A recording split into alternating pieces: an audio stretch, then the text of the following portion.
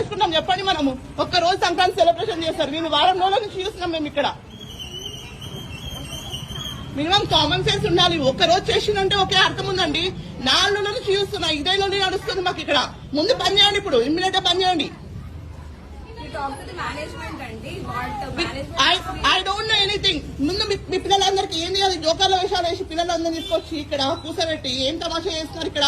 అందరూ హిందువులే, మళ్ళీ ఉన్నదంతా కూడా. మీరు ఒకరోజు చెప్పండి, మీరు కావాలంటే ఒకరోజు చెప్పండి క్రిస్మస్ గురించి కానీ లేకపోతే ఇంకేదైనా దాని గురించి. కానీ 2 రోజుల నుంచి 3 రోజుల నుంచి పిల్లల్ని ఏమి ఇది మన తమాషా నడుస్తుందా?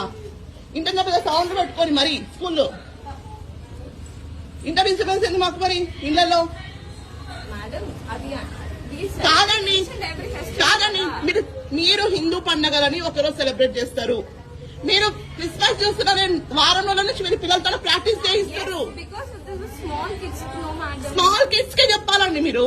అవును, తులసి పూజ అవును, మరి తులసి మాతంలో పెట్టండి. మరి అక్కడ ఎక్కడ చేస్తారు తులసి?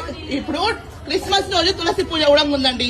క్రిస్మస్ కాదు, తులసి పూజ ఇంపార్టెంట్. మరి తులసి పూజ గురించి చెప్పండి పిల్లలకు. మరి ఆ రోజు మీకు తెలుసా అసలు బలిదాన్ దివస్ తెలుసా? సిక్కులకు సంబంధించినటువంటి బలిదాన్ దివస్ ఉంటుంది ఆ రోజు. చిన్న పిల్లలే వాళ్ళు కూడా, జోరావర్ సింగ్, ఫతేహ్ సింగ్, మరి వాళ్ళ గురించి మీరు చెప్పట్లేదు ఎందుకు? మరి బంద్ చేయండి ముందు సౌండ్. ఇంట్లో మాకు ఇంటికి సౌండ్ వినిపించిందండి మాత్రం వచ్చి మళ్ళీ ఇక్కడ స్కూల్ లేకుండా చేస్తారు. నేనైతే సౌండ్ లోపల పెట్టుకొని చేయించుకోండి, లేకపోతే పిల్లలందరూ కూడా హాల్లో ఇచ్చి పంపించేసేయండి. తమాషా అవుతుంది.